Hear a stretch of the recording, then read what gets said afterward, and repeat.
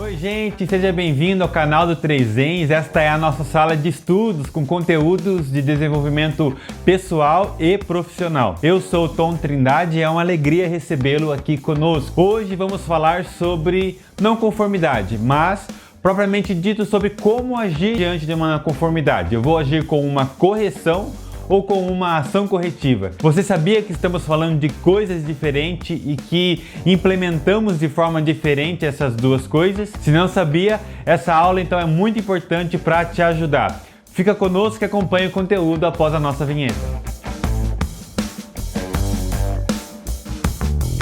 Para você que está chegando agora no nosso canal, é muito importante que você se inscreva para acompanhar outros conteúdos e seja notificado quando um novo material estiver aqui na nossa sala de estudos. E também, se você já nos acompanha, é muito importante deixar o seu like para que saibamos que de fato o nosso conteúdo está te ajudando. Hoje então vamos falar sobre correção e ação corretiva diante de não conformidade. O que é a não conformidade? É quando algo que fazemos não atende a um requisito pré-estabelecido e isso precisa então ser corrigido. Tá, mas eu vou corrigir com uma correção ou com uma ação corretiva. Termos muito utilizados principalmente nas normas ISO 9001, ISO 14000, ISO 45000, ISO 13485, enfim, temas muito abordados no dia a dia das empresas, das indústrias e que precisam ser trabalhados porque também envolve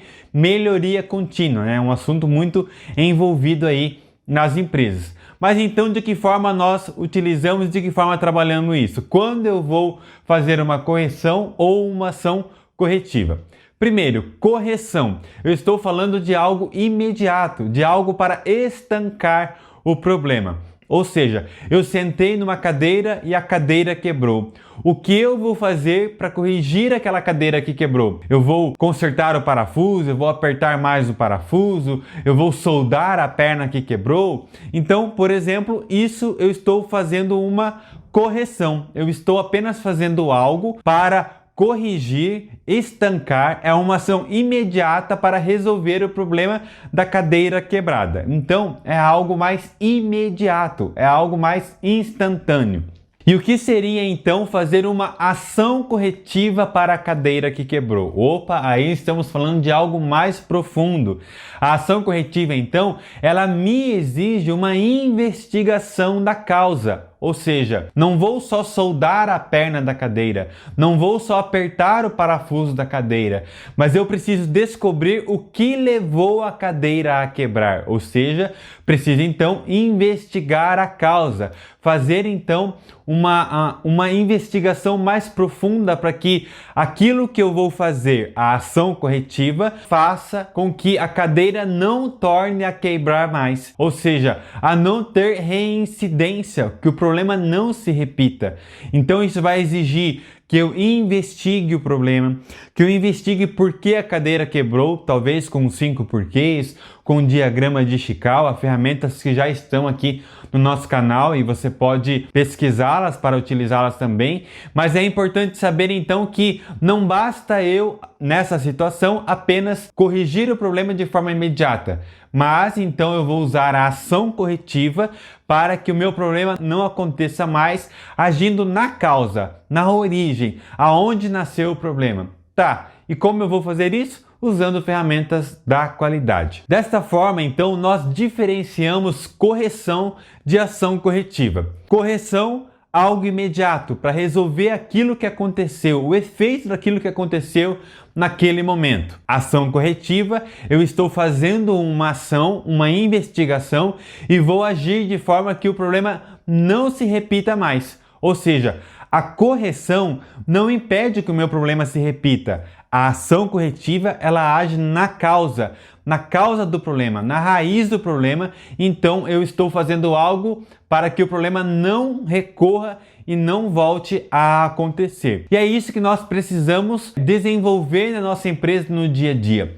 Nem sempre eu sou obrigado a fazer uma ação corretiva e as normas elas então especificam isso. Eu preciso investigar, eu preciso decidir se eu vou fazer uma ação corretiva ou não. E se eu vou fazer uma ação corretiva, então eu preciso envolver uma equipe maior nisso. Quem? Eu vou envolver a produção, eu vou envolver a equipe de manutenção, eu vou envolver uma equipe de melhoria contínua, eu vou envolver o RH, e isso depende do problema que eu estou agindo. Muitas vezes a correção ela pode até ser feita sem envolvimento de outras pessoas, mas a ação corretiva para impedir que o problema volte a acontecer, eu preciso envolver uma equipe maior, ter mais ideias, discutir mais o assunto, porque eu sozinho posso não enxergar a raiz do problema. Você está conseguindo compreender o que nós estamos falando desse exemplo da cadeira? Então, se você está compreendendo, é muito importante aqui você deixar o seu like, porque é o nosso termômetro para saber que o conteúdo está sendo claro para você.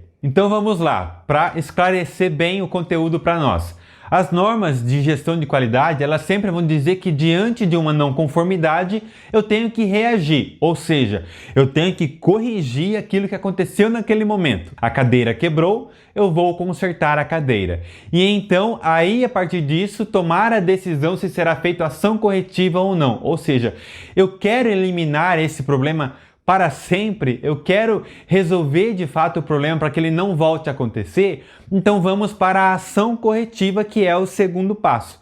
Investigar, envolver uma equipe multidisciplinar, elencar as ações necessárias para resolver o problema e evitar a reincidência, evitar que ele aconteça novamente, e aí então temos a resolução do problema de uma vez por todas. Mas então, nem sempre eu sou obrigado a fazer ação corretiva, isso passa por uma decisão.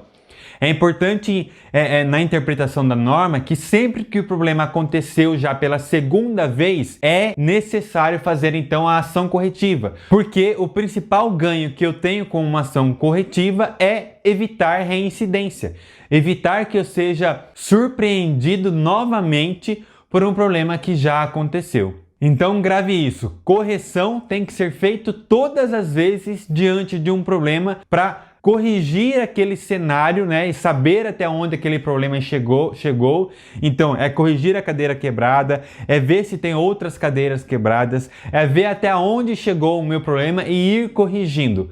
Ação corretiva, evitar que isso aconteça novamente. E por que estamos falando disso na aula de hoje? Porque isso se confunde muito. Às vezes aconteceu um problema, a cadeira quebrou e eu já acho que eu sou obrigado a fazer a investigação de causa. Não, não há obrigação.